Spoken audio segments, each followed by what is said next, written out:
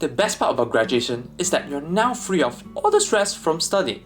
However, on the flip side, you're now entering the job market and you might face something new called unemployment stress. Hey everyone, welcome back to the channel. I'm Andrew, a recent computer science with AI graduate from University of Nottingham, and on this channel, we explore ways to improve our work, our life, and ourselves in general. Today, I'd like to share how I dealt with unemployment stress and how I could have done it better. So yes, earlier this year, around mid-May, I completed my exam and then I began job hunting until end of August, where I finally get a job offer which I immediately accepted, and then my job will be starting at end of September, which is amazing. Like, yay, cheers to me. Amazing. But yes, throughout this period, around 3.5 months, it wasn't easy. Initially, it was fine because, starting out, you can't expect to just apply for one job and then just immediately get an offer. Like, that's pretty much impossible. But the thing is, I applied for a lot, and around mid-June, I began to feel stressed because many rejections poured in. Like, it feels like every time when I apply for a job, I just get a rejection immediately.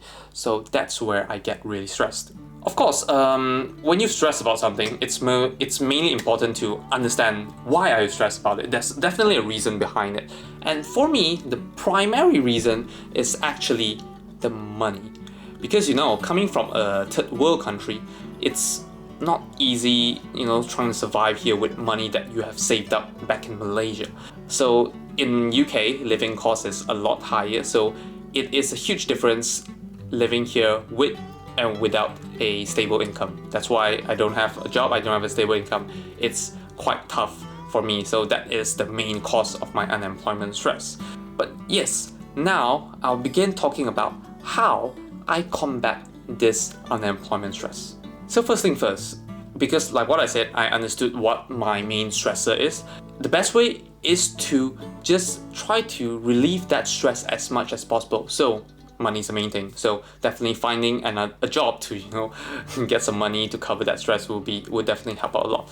That's where I actually use all my skills in content creation and got a lot of gig jobs on content creation for the university primarily. And of course, if you check out my previous video, I start in a promotional video as a talent as well. So do check it out right up here. Quite an interesting one. So that's where I actually earn some money. So that kind of relieved my stressor a bit. Of course, while I relieve this stress, the main solution to all this would be to find a job. And so I really need to find a job. I need to eventually find one. And one of the main thing I realized during this job application process is that I applied for many jobs. But the thing is, I get rejected for many of them as well. It seems like whenever I apply for one, I just get rejected for it. So that's something fishy about it. And okay, nothing wrong with them. It's more on me. That's why I went to the careers advisory service, tried to improve my CV, because one thing I did not know is that there's different culture. There's even just like CV culture. It's different between Malaysia and UK. So we have to do different things. We have to design a different CV, write about different things. Like they have experience on that. So we listen to them, improve on it, improvise on it, and then definitely even cover letter. There's a better way of writing it. That is where that actually gave me more points on every single application after going through the careers advisory service. But of course, while this actually helped, it's still not solving the main problem. So I'm applying a lot, like what I said just now, I applied a lot, but that's just a lot of rejection coming in.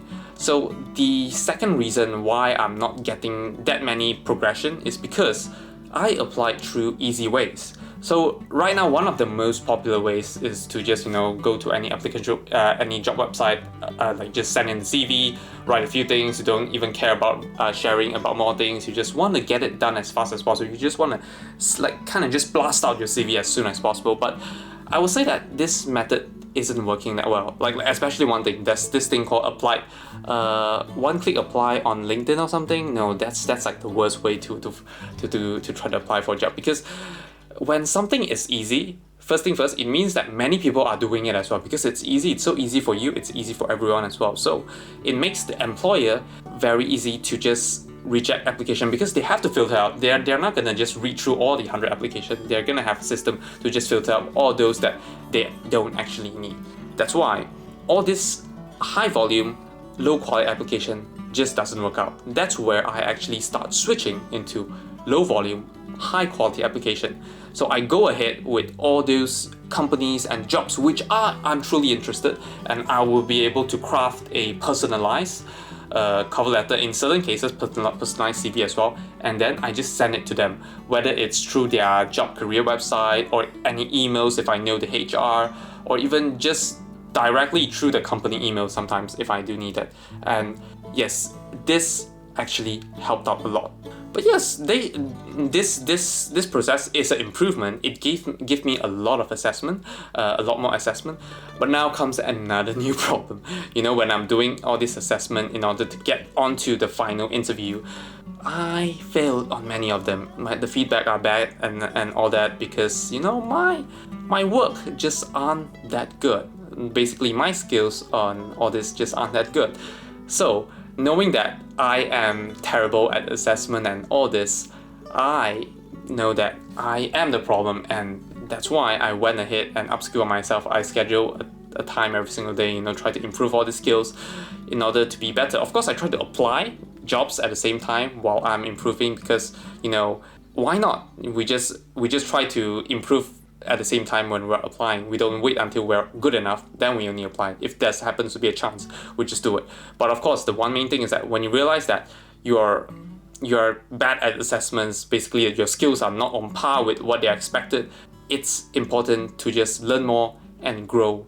But yes, still, at this point, this is basically what I get to do to, just to combat my unemployment stress. And it's important, the one final thing, it's important to know that you can't just stop rejections, because ultimately when it comes to the final offer, it still depends on the company. You can't just force them to give you an offer. So no matter what you do, the decision is still up to them. That's why the important thing to know is that you can only make yourself more valuable and stand out from the crowd so that it's more likely they'll choose you. They might still not choose you, but as you improve in all these various ways, you just make them more likely to choose you, and possibly at a certain point they will pick you. But yes, after all this that I've done, and then after all these rejections, after keep improving many times, finally in July, I think late July, 21st of July to be exact, I sent in an exploratory application. So an exploratory application is when a company just don't know if they need anyone, and you just try it out. If they find that you're suitable, they might just hire you. So I just tried it out because it's an interesting company which I really like. I loved it. That's why I just want to try. Who knows, if there's an opportunity, I'll take it. So after a week, they actually got back to me with an interview when I was in my post-graduation trip with my parents around the UK. So first I had an interview, then an assessment, and after that 2 more interviews, and finally I got an offer which I'm really grateful of and very satisfied of. That's why I actually accepted immediately, and yes, now I got a job which I'll be starting at the end of September.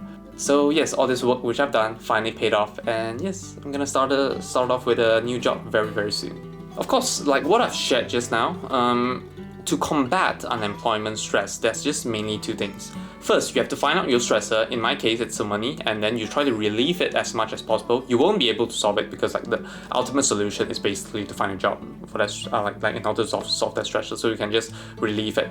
And then the second way is just to constantly improve yourself, to make yourself more valuable and stand out from the rest, so that you can probably get an interview chance. Interview chance is very, very important because once you interview, you're able to show a lot of things.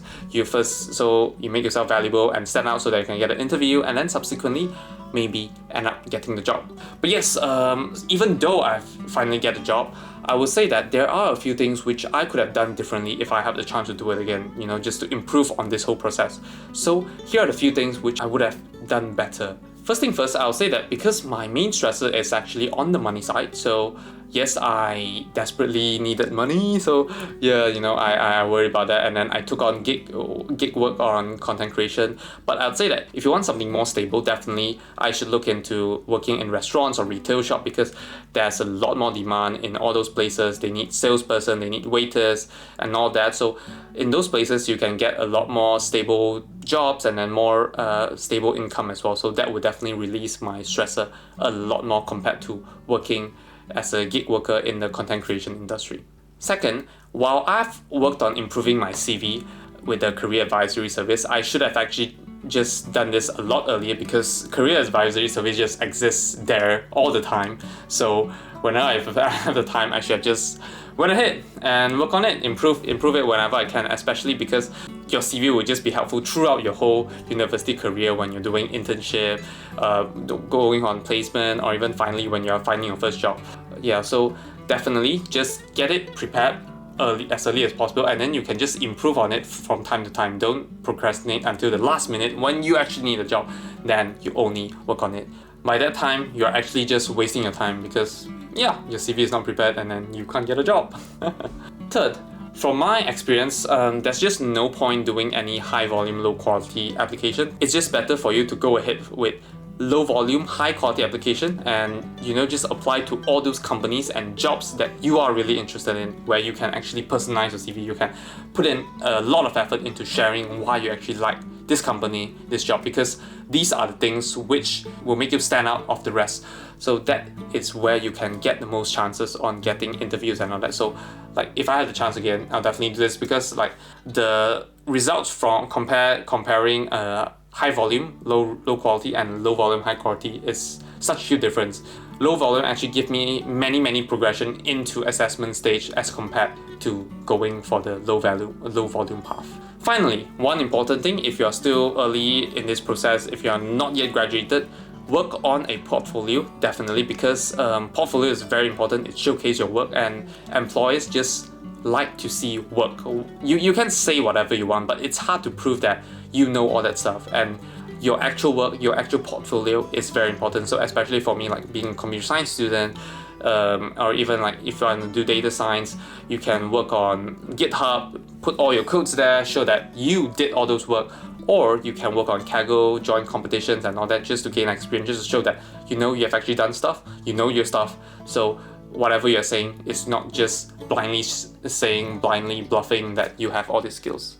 So yes, that's it for this video. I hope you find it helpful, and I hope that you will have a great journey finding your job and then combating unemployment stress as well.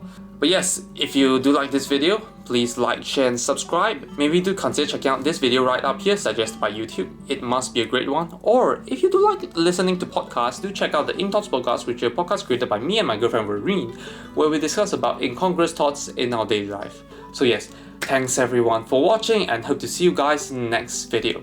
Goodbye.